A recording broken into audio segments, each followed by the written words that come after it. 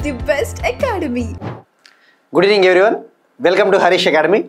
Today we will discuss November 22nd current affairs in detail. ఇవాళ మన first topic G20 summit 2025. G20 సదస్సు 2025. ఈ సంవత్సరం జరుగుతా ఉన్న G20 summit 20th G20 summit 20వ G20 సదస్సు. ఈ 20వ G20 సదస్సు సౌత్ ఆఫ్రికాలోని జోహన్నెస్బర్గ్లో ఇవాళ ప్రారంభమైంది. 2 రోజుల పాటు ఈ సమ్మిట్ జరగబోతా ఉంది. నవంబర్ 22 నుంచి నవంబర్ 23 వరకు ఈ 20వ G20 సదస్సు జరగబోతా ఉంది. ఈ G20 సమ్మిట్లో పాల్గొనడానికి Indian prime minister Narendra Modi గారు సౌత్ ఆఫ్రికా కంట్రీకి వెళ్ళారు. మనం ఎగ్జామ్ పాయింట్ ఆఫ్ వ్యూలో తెలుసుకోవాల్సింది, ఏదైనా ఇంటర్నేషనల్ రిలేషన్స్ పాయింట్ ఆఫ్ వ్యూలో ఒక సమ్మిట్, ఒక గ్రూప్ ఏదైనా న్యూస్లో ఉన్నప్పుడు ప్రెజెంట్ ఏ కంట్రీలో జరుగుతూ ఉంది, ఈ సంవత్సరం జరుగుతూ ఉన్న సమ్మిట్ థీమ్ ఏంటి, లాస్ట్ ఇయర్ ఎక్కడ జరిగింది, ఇండియాలో ఎప్పుడైనా ఈ G20 సమ్మిట్ జరిగిందా, నెక్స్ట్ ఇయర్ 2026లో G20 సమ్మిట్ ఏ కంట్రీలో జరగబోతా ఉంది, ప్రైమ్ మినిస్టర్ నరేంద్ర మోడీ గారు అక్కడ పాల్గొనబోయి ఏం టాపిక్స్ పైన ఫోకస్ చేయబోతా ఉన్నారు, ఏం విషయాలపైన మెయిన్గా చర్చించబోతా ఉన్నారు అని చెప్పేసి ఇటువంటి డీటెయిల్స్ అన్ని తెలుసుకోవాలి. ఫస్ట్ మనము G20 సమ్మిట్ గురించి ఫ్యాక్ట్స్ ఒక 2-3 పాయింట్లు తెలుసుకోవాలి. ఈ G20 సదస్సు G20 విషయానికి వస్తే 1999లో ఏర్పాటైంది. 1999లో దీనికి హెడ్ క్వార్టర్స్ అంటూ, పర్మనెంట్ హెడ్ క్వార్టర్స్, శాశ్వత ప్రధాన కార్యాలయం అంటూ ఏమీ ఉండదు. గుర్తుపెట్టుకోండి, G20కి శాశ్వత ప్రధాన కార్యాలయం అంటూ ఏమీ ఉండదు. ఈ G20లో అడ్వాన్స్డ్ కంట్రీసు, ఎమర్జింగ్ ఎకానమీస్, ముఖ్యంగా developing countries, India, south Africa లాంటి కంట్రీస్ మెంబర్స్గా ఉన్నాయి. ఈ G20లో 19 కంట్రీస్, 19 దేశాలు, 19 కంట్రీస్, అలానే European union, African union, 19 countries, అలానే యూరోపియన్ యూనియను, ఆఫ్రికన్ యూనియను మెంబర్స్గా ఉన్నాయి. మరి మనం ఇప్పుడు తెలుసుకోవాల్సింది, ఫస్ట్ ఆ G20లో ఏం కంట్రీస్ ఉన్నాయో తెలుసుకున్న తర్వాత ఈ ఇయర్ G20 గురించి డిస్కస్ చేసుకుందాం. థీమ్ అటువంటి విషయాలకు వస్తే, మీరు ఇక్కడ చూస్తే G20లో G7 మెంబర్స్ భాగంగా ఉంటారు. ఈ G20లో G7 కంట్రీస్ కూడా పార్టే. ఈ G20లో G7 దేశాలు కూడా సభ్య దేశాలు. మరి G7లో ఏముంటాయి? France, Canada, Italy, Japan, Germany, US, UK, అలానే రష్యా. ఈ G7 ప్లస్ రష్యా కలిపితే G8. రష్యా కూడా G20లో మెంబరే.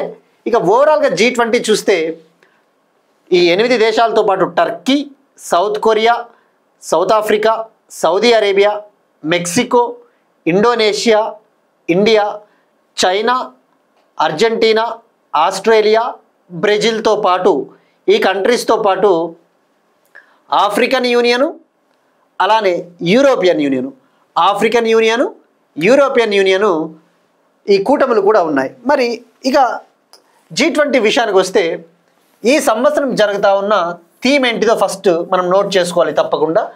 థీమ్ వచ్చేసి, ఈ సంవత్సరం theme solidarity, equality and sustainability. Solidarity అంటే తెలుగులో ఒక దృఢత్వము, అందరూ కలిసికట్టుగా ఉండాలి, ఐకమత్యము అన్న మీనింగ్ వస్తుంది. సాలిడారిటీ అంటే ఐకమత్యము, దృఢత్వము అన్న అర్థం వస్తుంది. ఈక్వాలిటీ అంటే సమానత్వము, సస్టైనబిలిటీ సుస్థిరత్వము. సో ఇది ఈ సంవత్సరం థీము. మరి ఇప్పుడు ఈ 20వ G20 సదస్సు సౌత్ ఆఫ్రికాలోని జోహన్నెస్బర్గ్లో ఇవాళ ప్రారంభమైంది. ప్రైమ్ మినిస్టర్ నరేంద్ర మోడీ గారు ఇందులో పాల్గొని ఇండియాకు సంబంధించి, ముఖ్యంగా మనం గ్లోబల్ సౌత్ని డెవలప్ చేయాలి అని చెప్పేసి మనం ఎక్కువగా ఫోకస్ చేస్తూ ఉన్నాము. మరి ఇండియా మెయిన్గా ఒక ప్రిన్సిపల్కి కట్టుబడి ఉంది, వసుదైక కుటుంబం. అంటే ఏంటి? ఈ ప్రపంచమంతా ఒకటే కుటుంబము. మన భారతదేశం, ముఖ్యంగా ప్రైమ్ మినిస్టర్ నరేంద్ర మోడీ గారు ఇచ్చిన ఒక slogan, 1 earth 1 family 1 future. 1 earth 1 family 1 future అంటే ఒక ఎర్త్, ఒకే కుటుంబము, ఒక భవిష్యత్తు అన్నట్టుగా. మరి ఇప్పుడు ఈ 20th G20 సమ్మిట్ సౌత్ ఆఫ్రికాలోని జోహన్నెస్బర్గ్లో 2 days పాటు జరుగుతూ ఉంది. వన్స్ ఈ సమ్మిట్ కంప్లీట్ అయిన తర్వాత ఏమైనా ఇంపార్టెంట్ అవుట్కమ్స్, అంటే ముఖ్యమైన ఫలితాలు, ఏమైనా డిక్లరేషన్స్ అటువంటివి తీసుకొని వస్తే అవి మనం డిస్కస్ చేసుకుందాం తప్పకుండా. ఇప్పుడు మనం తెలుసుకోవాల్సింది, మరి 2025 G20 సమ్మిట్ సౌత్ ఆఫ్రికాలోని జోహన్నెస్బర్గ్ అయితే 2024 G20 సమ్మిట్ ఎక్కడ జరిగిందో తప్పకుండా తెలుసుకోవాలి. ఎందుకంటే ఎగ్జామ్లో వాడు అడుగుతాడు, ప్రెజెంట్దే కాదు ప్రీవియస్ కూడా అడుగుతాడు.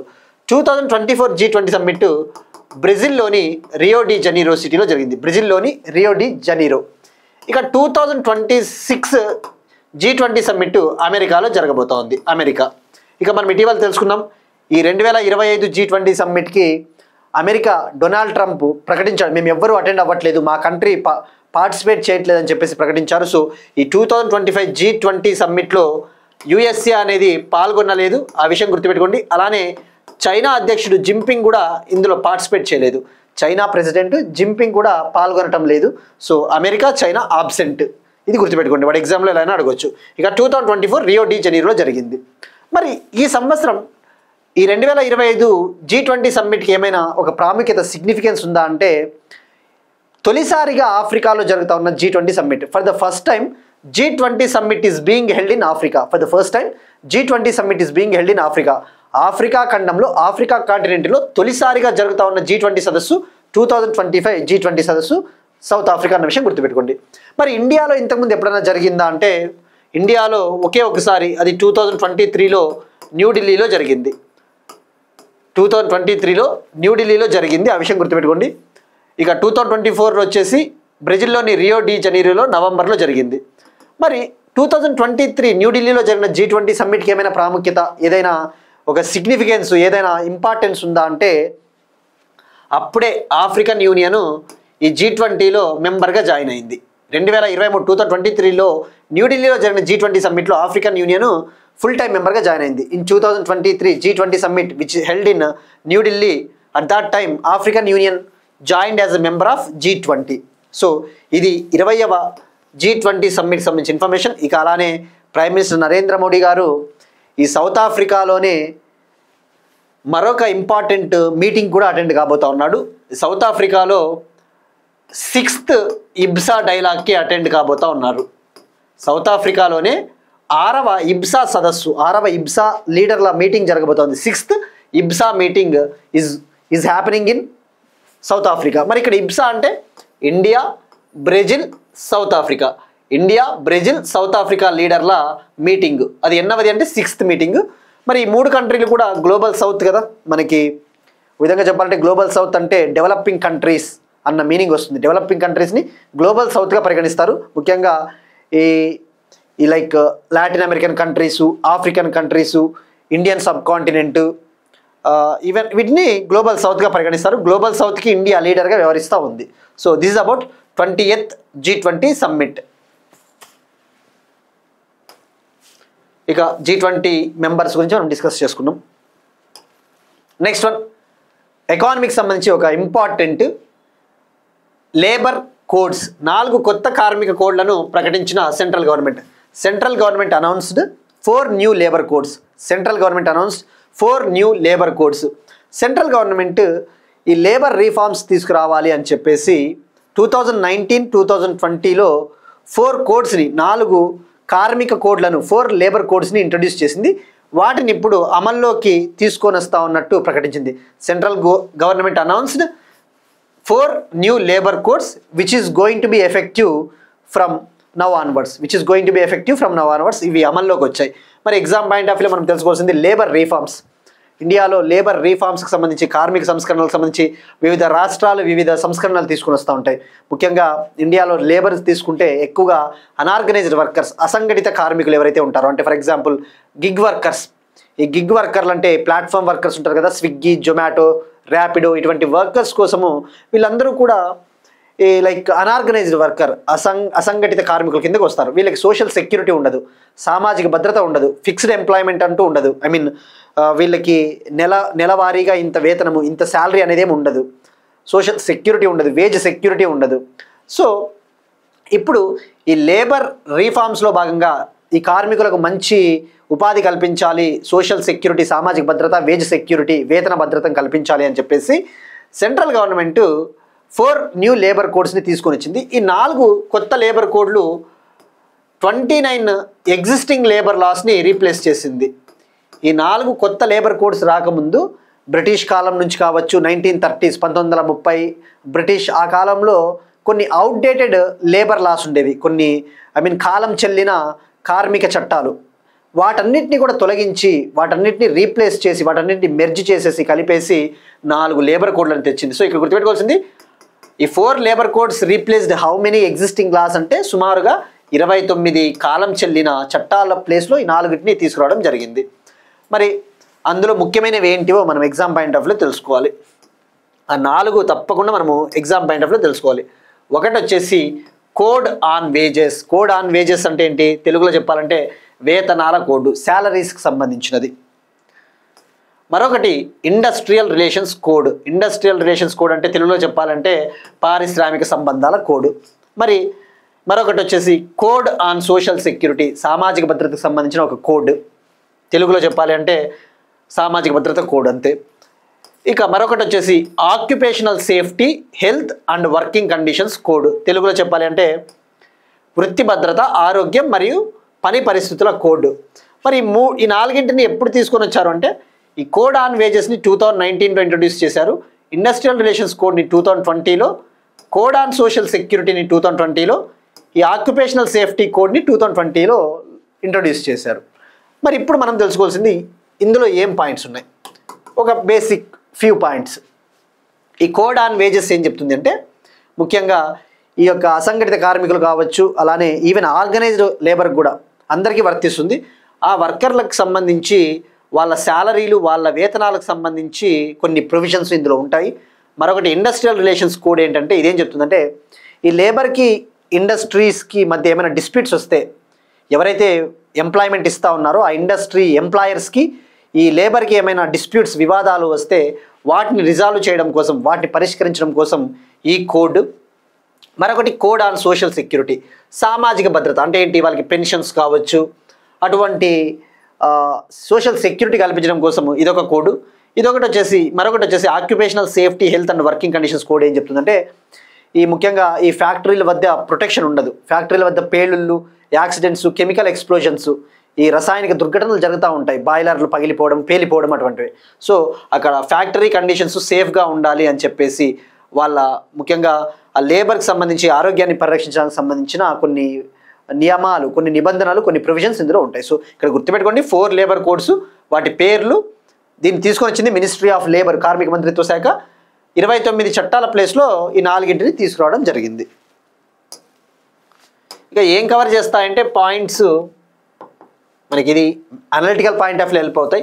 యూనివర్సల్ సోషల్ సెక్యూరిటీ కవరేజ్, సామాజిక భద్రత, జెండర్ పే ప్యారిటీ అంటే ఏంటి, ఆడ మగ సంబంధం లేకుండా అందరికీ ఒకటే రకమైన వేతనము, ఎంతసేపు పని చేస్తే అంత వేతనము. ఎక్స్పాండెడ్ రైట్స్, ముఖ్యంగా ఉమెన్ వర్కర్స్, మహిళా వర్కర్ల కోసము కొన్ని నియమాలు, మినిమం వేజెస్ ఉండేలాగా కొన్ని చట్టాలు చేశారు, అంటే కంపల్సరీ ఇంత కనీస వేతనం ఇవ్వాలి అని చెప్పేసి. అలానే ఫిక్స్డ్ టర్మ్ ఎంప్లాయ్మెంట్. ఇక్కడ మీరు అబ్జర్వ్ చేస్తే ఇటీవల తెలంగాణ గవర్నమెంట్ తీసుకొని వచ్చిన gig platform based workers bill ఏదైతే ఉందో దానికి డ్రాఫ్ట్ బిల్కి తెలంగాణ క్యాబినెట్ ఆమోదం తెలిపింది. బట్ ఇంకా అది యాక్ట్ అవ్వాల్సిన అవసరం ఉంది. అయితే ఆ గిగ్ ప్లాట్ఫామ్ బిల్ ఏదైతే తెలంగాణ తెచ్చిందో అందులో గిగ్ వర్కర్సు మాకు నెల ఇంత శాలరీ కల్పించండి అని చెప్పేసి అందులో అడిగారు, కానీ తెలంగాణ గవర్నమెంట్ ఆ పాయింట్ని చేర్చలేదు. ఆ విషయం గుర్తుపెట్టుకోండి. నెల ఇంత శాలరీ ఇవ్వాలి తప్పకుండా అని చెప్పేసి ఆ పాయింట్ అయితే ఆ బిల్లులో లేదు. ఆ విషయం గుర్తుపెట్టుకోండి. నెక్స్ట్ వన్ అగైన్ ఎకానమీకి సంబంధించి డిజిటల్ పేమెంట్స్, దేశీయ చెల్లింపు వ్యవస్థలకు సంబంధించి డిజిటల్ చెల్లింపులు, డిజిటల్ పేమెంట్స్, యూపీఐ సర్వీసెస్కి సంబంధించి ఇండియాకు చెందిన యూపీఐ సర్వీసెస్ ఏవైతే ఉంటాయో ఆ యూపీఐ సర్వీసెస్ని యూరోపియన్ యూనియన్లో ప్రవేశపెట్టడం కోసము యూరోపియన్ సెంట్రల్ బ్యాంక్కి ఆర్బీఐకి మధ్య ఒక ఎంఓయూ, ఒక ఒప్పందం కుదిరింది. ఇండియాకు చెందిన యూపీఐ సర్వీసెస్, యూనిఫైడ్ పేమెంట్ సర్వీసెస్ని యూరోప్కు చెందిన టిప్స్ పేమెంట్ సిస్టమ్తో లింకప్ చేయడం కోసం యూరోపియన్ యూనియన్కు చెందిన టిప్స్ పేమెంట్ సిస్టమ్తో లింక్ చేయబోతా ఉన్నారు. దీనికి సంబంధించి ఎంఓయూ, ఒక ఒప్పందము రిజర్వ్ బ్యాంక్ ఆఫ్ ఇండియాకి, అలానే మన ఇండియాలో యూపీఐ చెల్లింపులకు సంబంధించి ఏం బాడీ ఉంటుంది ఇంపార్టెంట్ అంటే national payments corporation of India. ఇది 2008లో ఏర్పాటైంది. దీని హెడ్ క్వార్టర్స్ ముంబై. దీనికి ఒక అంతర్జాతీయ అనుబంధ సంస్థ ఉంటుంది. అంటే ఈ national payment corporation of India ఇండియాలో పేమెంట్ చెల్లింపుల కోసము, మరి విదేశాలలో ఫారిన్ కంట్రీస్లో కూడా డిజిటల్ పేమెంట్స్ని యూపీఐ సేవల్లో కొనసాగించాలి అంటే దీనికి ఒక అంతర్జాతీయ అనుబంధ సంస్థ ఉంటుంది, అదే ఎన్పిసిఐ, ఇంటర్నేషనల్ పేమెంట్ లిమిటెడ్, దాన్నే ఎన్ఐపిఎల్ అంటారు. ఎన్ఐపిఎల్ ఈ ఆర్బీఐకి, ఎన్ఐపిఎల్కి, యూరోపియన్ సెంట్రల్ బ్యాంక్కి ఈ ఎంఓయు కుదిరింది. దీంట్లో భాగంగా ఇండియాకు చెందిన యూపీఐ సర్వీసెస్ని యూరప్కు చెందిన target instant payment settlement system, యూరప్కు చెందిన టార్గెట్ ఇన్స్టెంట్ పేమెంట్ సెటిల్మెంట్ సిస్టమ్తో లింకప్ చేయబోతూ ఉన్నారు. తద్వారా ఇరు దేశాల మధ్య రెమిటెన్సెస్ ఏవైతే ఉంటాయో చెల్లింపులు అనేవి ఈజీగా పాసిబుల్ అవుతాయి. నెక్స్ట్ వన్, అగైన్ ఇంటర్నేషనల్ రిలేషన్స్లో భాగంగా ఇండియా భూటాన్ కోఆపరేషన్. డోర్జిలింగ్ జల విద్యుత్ project, Dorjilung hydro power project. Bhutan అంటేనే మనకు గుర్తు రావాల్సింది హైడ్రో పవర్. భూటాన్లో హైడ్రో పవర్ అనేది చాలా పాపులర్. ఇప్పుడు భూటాన్లో ఈ డోర్జిలింగ్ హైడ్రో పవర్ ప్రాజెక్ట్ని ఇండియాకి చెందిన టాటా పవర్ కంపెనీ సహకారంతో దీన్ని నిర్మించబోతూ ఉన్నారు. భూటాన్లో 1125 మెగావాట్ హైడ్రో పవర్ ప్రాజెక్ట్ని నిర్మించబోతూ ఉన్నారు. దాని పేరు వచ్చేసి డోర్జిలింగ్ హైడ్రో పవర్ ప్రాజెక్ట్. గుర్తుపెట్టుకోండి, దీని కెపాసిటీ ఎంత అంటే 1125 మెగావాట్, 1125 మెగావాట్లు. దీన్ని భూటాన్లోని కురిచ్చు రివర్ పైన దీన్ని కన్స్ట్రక్ట్ చేయబోతున్నారు. భూటాన్లోని కురిచ్చు అనే నది పైన దీన్ని నిర్మించబోతూ ఉన్నారు. మరి దీనికోసము ఏ కంపెనీలు దీన్ని కలిసి కన్స్ట్రక్ట్ చేయబోతున్నాయి, జాయింట్గా ఎవరు దీన్ని కన్స్ట్రక్ట్ చేయబోతున్నారు, ఎవరు దీన్ని సంయుక్తంగా నిర్మించబోతున్నారంటే ఇండియాకు చెందిన టాటా పవర్ కంపెనీ, భూటాన్కు చెందిన డ్రక్ గ్రీన్ కంపెనీ. మరి ఎలా ఈ ప్రాజెక్ట్ని అమలు చేయబోతున్నారు, ఎలా దీన్ని ఎగ్జిక్యూట్ చేయబోతున్నారు, దీన్ని అమలు చేయబోతున్నారు అంటే సంయుక్తంగా దీన్ని నిర్మించబోతున్నారు. దీనికోసం సపరేట్గా ఒక స్పెషల్ పర్పస్ వెహికల్, ఒక జాయింట్ కంపెనీని ఏర్పాటు చేశారు. ఆ జాయింట్ కంపెనీలో భూటాన్కు చెందిన డ్రక్ గ్రీన్ కంపెనీకి 60% ఈక్విటీ, 60% షేర్ ఉంటుంది.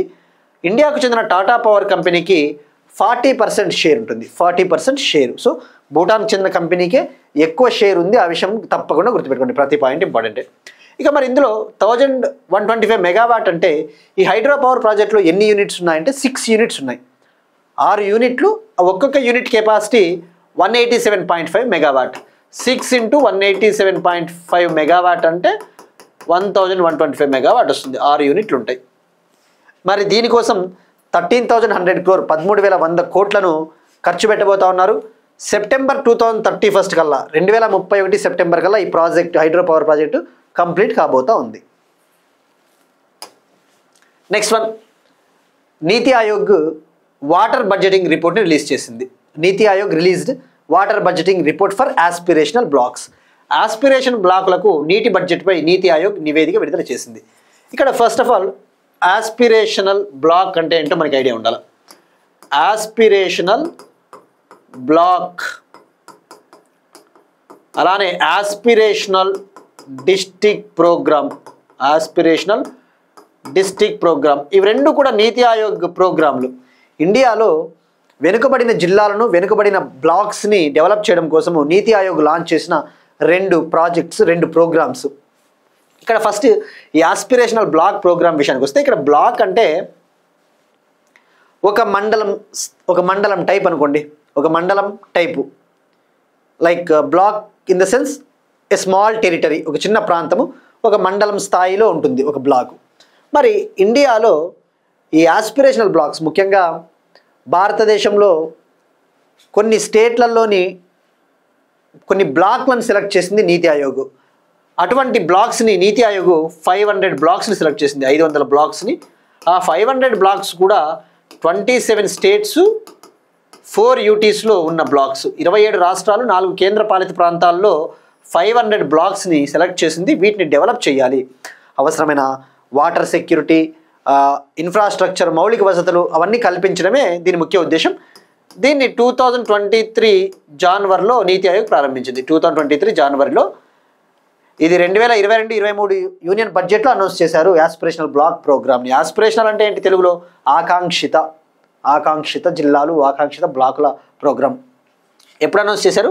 2022-23 బడ్జెట్లో 2023 జనవరిలో ఆస్పిరేషనల్ బ్లాక్ ప్రోగ్రామ్ని లాంచ్ చేయడం జరిగింది.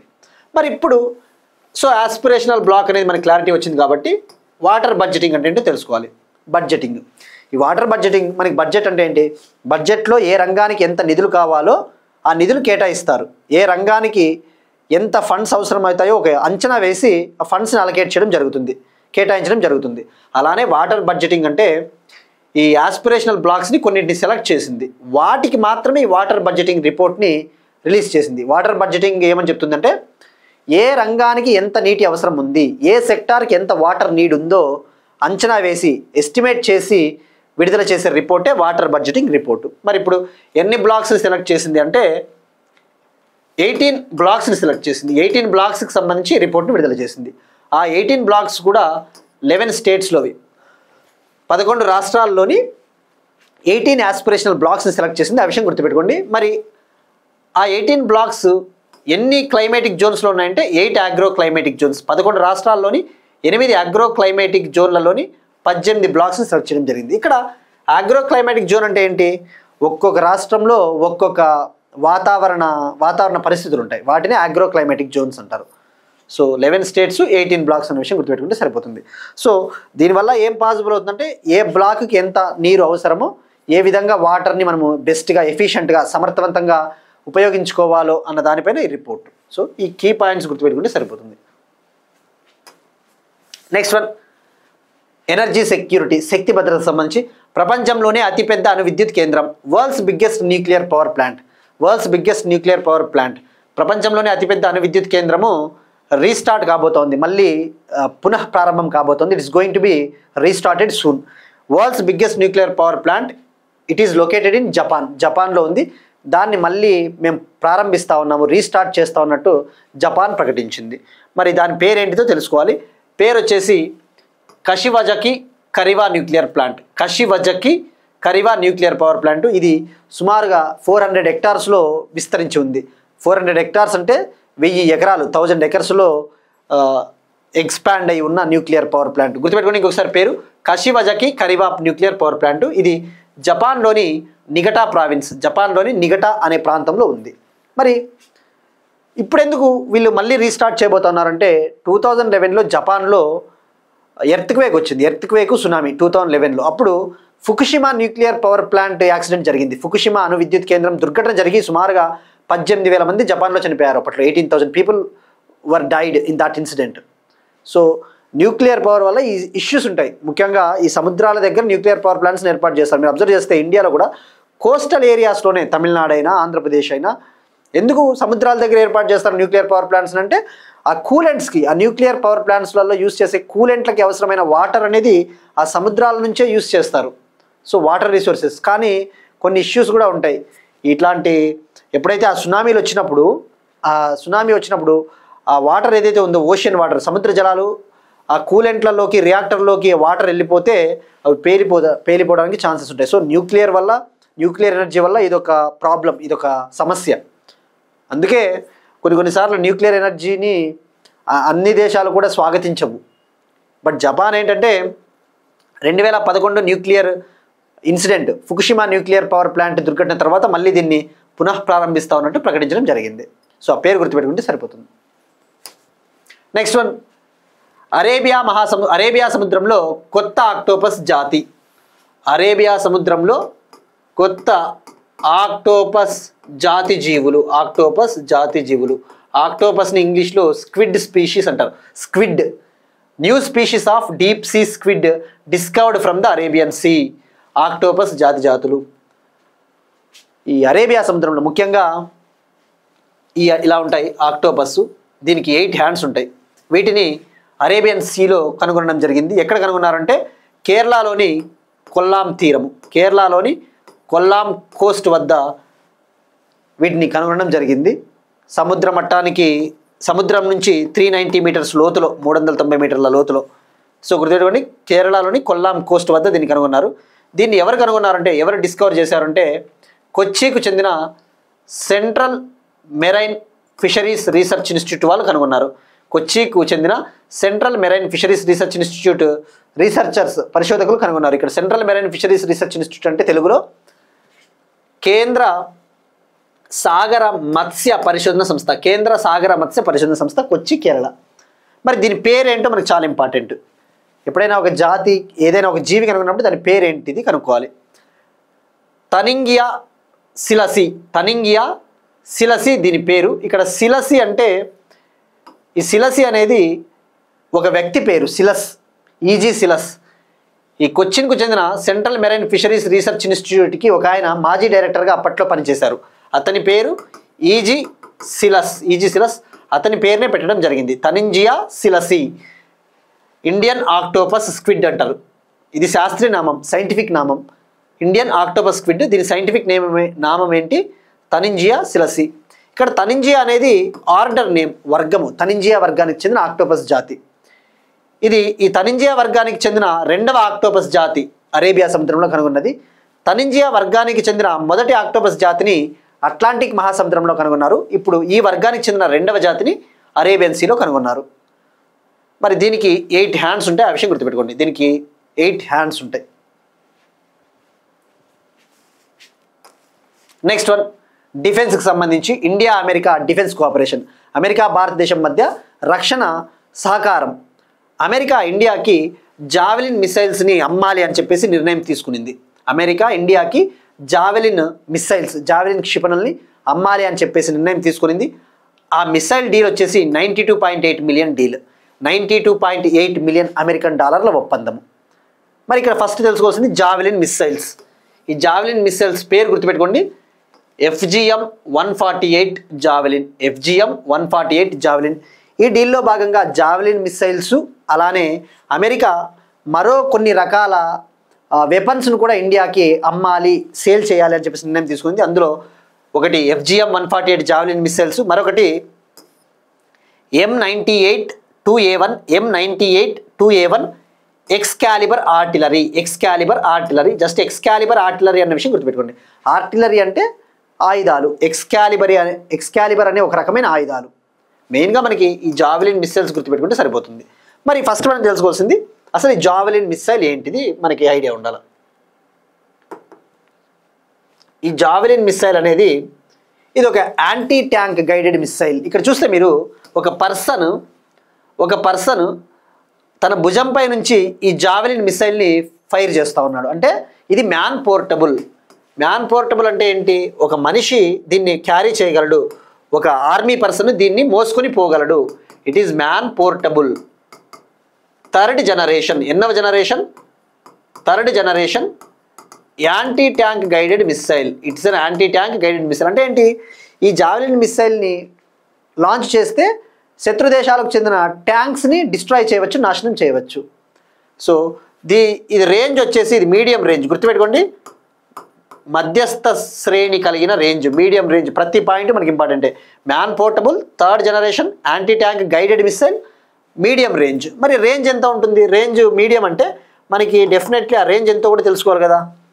రేంజ్ వచ్చేసి 2.5 కిలోమీటర్స్ నుంచి 4 కిలోమీటర్స్ వరకు ఉంటుంది. రేంజ్ ఎంత అంటే 2.5 నుంచి 4 కిలోమీటర్స్ వరకు ఇది దూసుకొని పోతుంది. మరి ఇది ఇప్పుడు లాంచ్ చేశాడు, ఎలా వెళ్తుంది? వన్స్ దీన్ని లాంచ్ చేసిన తర్వాత మళ్ళీ ఏమైనా ఆర్మీ పర్సన్ దీన్ని ఆపరేట్ చేయాలా రిమోట్ ద్వారా అంటే అవసరం లేదు. ఇది ఫైర్ అండ్ ఫర్గెట్ ప్రిన్సిపల్ ద్వారా ఆపరేట్ అవుతుంది. ఫైర్ అండ్ ఫర్గెట్ ప్రిన్సిపల్ అంటే ఏంటి? దీన్ని మనం ప్రయోగించడం వరకే మన బాధ్యత. వన్స్ దీన్ని లాంచ్ చేసిన తర్వాత అది ఆటోమేటిక్గా శత్రు దేశాలకు చెందిన టార్గెట్స్ని డిస్ట్రాయ్ చేస్తుంది. మనం దీనికి గైడెన్స్ ఇవ్వాల్సిన అవసరం లేదు, దీనికి దిశను కల్పించాల్సిన అవసరం లేదు. So it operates on the basis of fire and forget principle. ఆ విషయం గుర్తుపెట్టుకోండి. Third generation man portable. ఇది చాలా important, medium range. I think it's clear for you. So FGM-148 javelin missiles. మరి అలాంటివి మనం ఎన్ని కొంటా ఉన్నాం ఈ డీల్లో భాగంగా అంటే 100 జావెలిన్స్ని, 100 జావెలిన్ మిసైల్స్ని కొంటా ఉన్నాం. మరి ఈ ఎక్స్కాలిబర్ ఆర్టిలరీ అనే వాటిని మనం ఎన్ని కొంటా ఉన్నాము అంటే మనము 216 ఎక్స్కాలిబర్ ఆర్టిలరీ వెపన్స్ని కొంటా ఉన్నాము. మనకి నెంబర్లు అవసరం లేదు, బట్ మనం ఏదైనా ఒక డీల్ చదివేటప్పుడు ప్రతి పాయింట్ నేర్చుకోవడము, చదువుకోవడం ముఖ్యము. ఒకవేళ అడిగితే మనం చెప్పలేం. జనరల్గా ఇటువంటి మిసైల్స్ న్యూస్లో ఉన్నప్పుడు ఆ మిసైల్ డీల్ విలువ ఎంత, ఆ మిసైల్కి సంబంధించిన ఫీచర్స్, లక్షణాలు అడుగుతాడు. నెంబర్ ఎగ్జాక్ట్గా అడుగుతాడంటే వీ డోంట్ నో, చెప్పలేం. RRB లాంటి exams we don't know. So మనం కాషియస్గా ఉండాలి. సో ఎక్స్కాలిబర్ ఆర్టిలరీ ఎన్ని కొంటా ఉన్నాము అంటే 216. జావెలిన్స్ అయితే 100 కొంటా ఉన్నాము. అలానే లైట్ వెయిట్ కమాండ్ లాంచ్ యూనిట్స్ని 25 కొంటా ఉన్నాం. లైట్ వెయిట్ కమాండ్ లాంచ్ యూనిట్స్ని 25 కొంటా ఉన్నాం. మరి ఈ జావెలిన్ మిసైల్స్ని ఎవరు డెవలప్ చేశారో కూడా అది చాలా ఇంపార్టెంట్. అమెరికాని గుర్తుపెట్టుకుంటే సరిపోదు. అమెరికాలో ఏమైనా కంపెనీలు, ఏ కంపెనీలు వీటిని డెవలప్ చేశాయంటే అమెరికాకు చెందిన రేథియాన్ మరియు లాక్హీడ్ మార్టిన్, అమెరికాకు చెందిన Raytheon and Lockheed Martin company వీటిని డెవలప్ చేశాయి ఈ జావెలిన్ మిసైల్స్ని. So this is about India USA defence deal. Next one, ఇప్పుడు ఒక క్వశ్చన్ చూద్దాం. ఒల్లో ట్రైబ్కి సంబంధించి ఇటీవల మనం డిస్కస్ చేసుకున్నాం. ఈ ఒల్లో ట్రైబ్కి సంబంధించి అస్సాం రైఫిల్స్ ఆపరేషన్ సద్భావన కింద ఒల్లో ట్రైబ్కి చెందిన ఉమెన్కి, మహిళలకు కుట్టు మిషన్లు అందించారు. వాళ్ళకి నైపుణ్య శిక్షణ, స్వయం ఉపాధి కల్పించడం కోసం. మరి ఆ ఒల్లో ట్రైబు ఏ రాష్ట్రానికి చెందినవారు, అది కామెంట్ సెక్షన్లో ట్రై చేయండి. ఇక అలానే ఇటీవల బ్రెజిల్లో జరుగుతూ ఉంది కదా COP30 సమ్మిట్. ఆ COP30 సమ్మిట్కి సంబంధించి అక్కడ బెలెంలో కొంతమంది ప్రొటెస్టులు చేశారు. ఒక గిరిజన తెగ, బ్రెజిల్కు చెందిన ఒక ట్రైబల్ కమ్యూనిటీ ప్రొటెస్టులు, ఆందోళన చేశారు. ఆ తెగ పేరేంటి, అది చాలా ఇంపార్టెంట్, ఎందుకంటే అది ఇంటర్నేషనల్గా వార్తల్లో ఉంది కాబట్టి ఆ తెగ పేరు మనం డిస్కస్ చేసుకున్నాం. అది తప్పకుండా ట్రై చేయండి.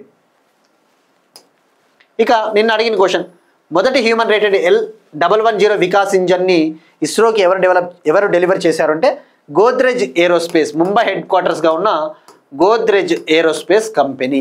గగన్యాన్ మిషన్ కోసం, గగన్యాన్ మిషన్ని మనం 2027లో లాంచ్ చేయబోతూ ఉన్నాం. గగన్యాన్ కంటే ముందు మనము ఎన్ని మానవరహిత మిషన్స్ని లాంచ్ చేయబోతూ ఉన్నామంటే 3 మానవరహిత. గగన్యాన్ కంటే ముందే 3 అన్మ్యాన్డ్ స్పేస్ ఫ్లైట్స్ని మనము కండక్ట్ చేయబోతూ ఉన్నాం. ఆ విషయం గుర్తుపెట్టుకోండి. ఇక గగన్యాన్ని లాంచ్ వెహికల్ Mark 3 ద్వారా లాంచ్ చేయబోతున్నారు. భారత బాహుబలి రాకెట్. ఇందులో 3 స్టేజెస్ ఉంటాయి. Solid, liquid, Creo stage.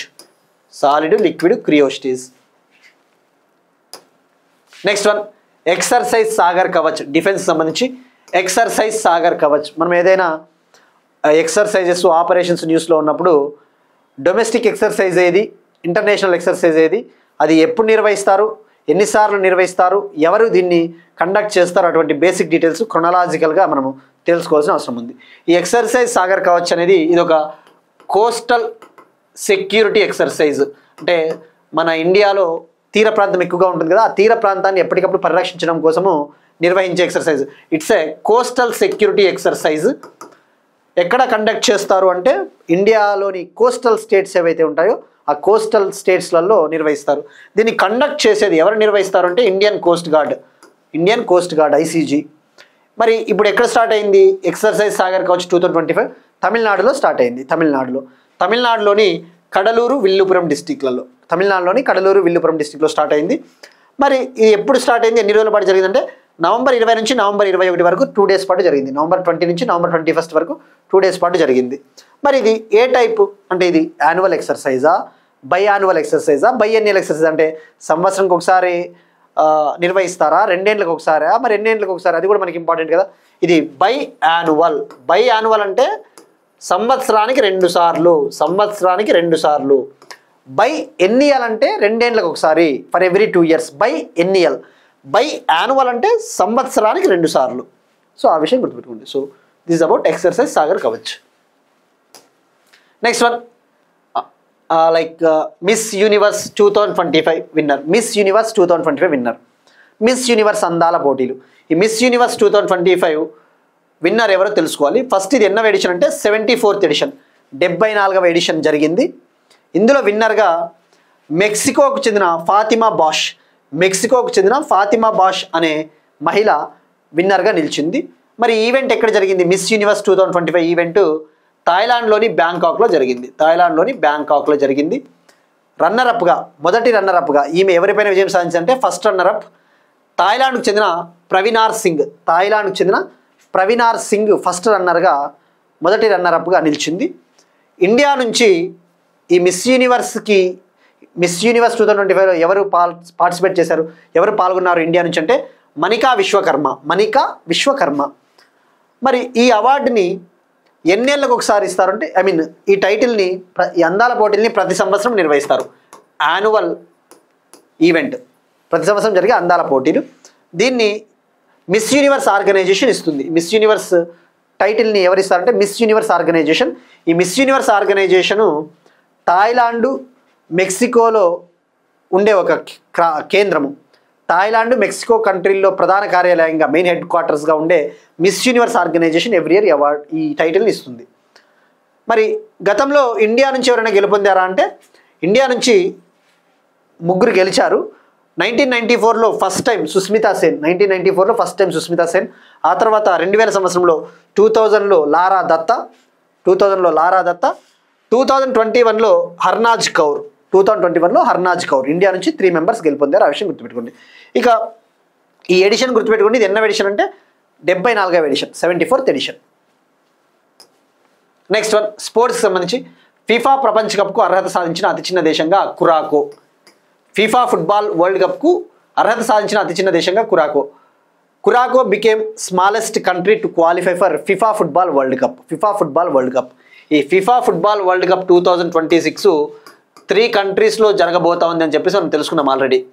ఈ 2026 ఫుట్బాల్ ప్రపంచ కప్పు కెనడా, అమెరికా, మెక్సికోలో జరగబోతా ఉంది. ఈ 2026 ఫీఫా ఫుట్బాల్ వరల్డ్ కప్లో 48 కంట్రీస్ పార్టిసిపేట్ చేయబోతా ఉన్నాయి, 48 దేశాలు. మస్కట్స్ కూడా రిలీజ్ చేశారు. మనం ఆ మస్కట్స్ గురించి తెలుసుకున్నాం ఆల్రెడీ. USA, Canada, Mexico. మరి ఇప్పుడు ఈ ఫీఫా ఫుట్బాల్ వరల్డ్ కప్కి క్వాలిఫై అయిన అతి చిన్న దేశం. మరి అతి చిన్న దేశం అంటే ఎట్లా? ఏరియా పరంగానా, పాపులేషన్ పరంగానా? జనాభా పరంగా అతి చిన్న దేశంగా కురాకో రికార్డ్ సృష్టించింది. As per population wise Curacao became smallest country to qualify for FIFA football world cup 2026. మరి ఇక్కడ కురాకో కంట్రీ అనేది ఒక కరీబియన్ ఐలాండ్ కంట్రీ. ఈ కరీబియన్ సముద్రంలో ఉండే ఒక చిన్న ద్వీప దేశం, Caribbean island country Curacao. Next one భారతదేశపు 26వ మహిళా గ్రాండ్ మాస్టర్గా సరయు వేల్పుల. అగైన్ స్పోర్ట్స్కి సంబంధించి India's 26th woman chess grand master Sarayu Velpula. భారతదేశపు 26వ మహిళా చెస్ గ్రాండ్ మాస్టర్గా సరయు వేల్పుల. ఈ అమ్మాయి తెలంగాణకు చెందిన అమ్మాయి, వరంగల్ తెలంగాణ అమ్మాయి, 19 year old, 19 ఏళ్ళ అమ్మాయి. మరి ఈమె ఈ 26వ మహిళా గ్రాండ్ మాస్టర్గా ఆ రికగ్నైషన్, ఆ గుర్తింపు పొందడానికి అవసరమైన ఉమెన్ జిఎం నార్మ్ పాయింట్ ఉంటుంది కదా, అంటే గ్రాండ్ మాస్టర్ నార్మ్. ఈ హోదా సాధించడానికి అవసరమైన పాయింట్లు ఎక్కడ సాధించింది అంటే సెంట్రల్ సెర్బియాలో జరిగిన first league of chess tournament, first league of central Serbia 2025 టోర్నమెంట్లో ఈ హోదా సాధించడానికి అవసరమైన జిఎం నార్మ్, గ్రాండ్ మాస్టర్ నార్మ్ని ఈ అమ్మాయి సాధించింది. నెక్స్ట్ వన్ అగైన్ స్పోర్ట్స్ సంబంధించి world boxing cup finals. World boxing cup finals 2025. World boxing cup సిరీస్లో భాగంగా ఆ వరల్డ్ బాక్సింగ్ కప్ సిరీస్ జరుగుతుంది. ఆ సిరీస్లో భాగంగా వరల్డ్ బాక్సింగ్ కప్ ఫైనల్స్ ఉత్తరప్రదేశ్లోని గ్రేటర్ నోయిడాలో ముగిశాయి. ఉత్తరప్రదేశ్లోని గ్రేటర్ నోయిడాలో కన్క్లూడ్ అయ్యాయి. ఈ టోర్నమెంటు నవంబర్ 16th నుంచి నవంబర్ 20th వరకు, నవంబర్ 16 నుంచి 20 వరకు 5 రోజుల పాటు జరిగాయి. ఇందులో ఇండియన్ ఉమెన్ బాక్సర్స్ పాల్గొన్నారు, మహిళా బాక్సర్లు, అలానే మేల్ బాక్సర్స్, పురుషుల బాక్సర్లు కూడా పాల్గొన్నారు. మరి ఇండియా టాప్ ప్లేస్లో నిలిచింది. ఈ వరల్డ్ బాక్సింగ్ కప్ ఫైనల్స్ 2025లో ఇండియా 20 మెడల్స్తో టాప్ ప్లేస్లో అగ్రస్థానంలో నిలిచింది. ఆ 20 మెడల్స్లో 9 గోల్డ్, 6 సిల్వరు, 5 బ్రాంజ్, 9 స్వర్ణాలు, 6 రజతాలు, 5 కాంస్య పథకాలు గెలుపొందింది. ఇండియా నుంచి 20 బాక్సర్స్ పాల్గొన్నారు. ఇండియా నుంచి మేల్ బాక్సర్స్, ఫీమేల్ బాక్సర్స్ కలిపి 20 బాక్సర్స్ పాల్గొంటే అందులో ప్రతి ఒక్కరూ కనీసం ఏదో ఒక మెడల్ సాధించారు. మరి ఈ 20లో 9 గోల్డ్ మెడల్స్ కదా, ఆ 9 గోల్డ్ మెడల్స్లో విమెన్ బాక్సర్సే 7 గోల్డ్ మెడల్స్ ఇండియాకి సాధించి పెట్టారు. అత్యధికంగా ఉమెన్ బాక్సర్స్. అందులో ఉదాహరణకు నిఖత్ జరీను అటువంటి వాళ్ళు ఉన్నారు, అటువంటి వాళ్ళు. ఇక మెన్ బాక్సర్స్ వచ్చేసి 2 గోల్డ్ మెడల్స్ సాధించారు. ఆ విషయం గుర్తుపెట్టుకోండి. ఇది ఎక్కడ జరిగింది అంటే గ్రేటర్ నోయిడా, ఉత్తరప్రదేశ్లోని గ్రేటర్ నోయిడా షాహిద్ విజయ్ సింగ్ పాతిక్ స్పోర్ట్స్ కాంప్లెక్స్లో జరిగింది. ఇందులో 18 దేశాలకు చెందిన 130 బాక్సర్స్ పార్టిసిపేట్ చేశారు. 18 కంట్రీస్కి చెందిన 130 బాక్సర్స్ పార్టిసిపేట్ చేశారు. So India top place 20 medals, 9 gold అన్న విషయం గుర్తుపెట్టుకోండి. సెకండ్ ప్లేస్లో ఉజ్బెకిస్తాన్ 4 గోల్డ్ మెడల్స్ సాధించింది. సెకండ్ ప్లేస్లో Uzbekistan.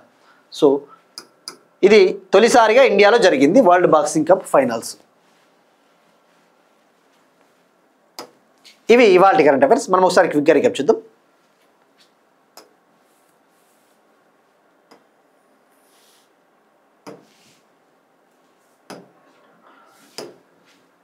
20th G20 Summit, South Africa, Johannesburg. 4 new labor codes, central government. India Europe మధ్య చెల్లింపుల వ్యవస్థ, digital payments system. Dorjilung hydro power project, Bhutan, India. Aspirational బ్లాక్లకు నీటి బడ్జెట్పై నీతి ఆయోగ్ రిపోర్ట్. ప్రపంచంలోనే అతిపెద్ద nuclear power plant Japan. Arabia సముద్రంలో కొత్త ఆక్టోపస్ జాతి జీవులు. అమెరికా ఇండియా జావెలిన్ మిస్సైల్స్ ఒప్పందం. Exercise Sagar Kavach, Tamil Nadu. Miss universe 2025 winner మెక్సికోకు చెందిన ఫాతిమా బాష్. ఫీఫా ప్రపంచ కప్కు అర్హత సాధించిన అతి చిన్న దేశంగా కురాకో కంట్రీ. భారతదేశం 26వ మహిళా చెస్ గ్రాండ్ మాస్టర్గా తెలంగాణకు చెందిన Sarayu Velpula. World boxing cup finals 2025 top ప్లేస్లో India. That's it. These are today's current affairs. Will meet you next time. Thank you everyone.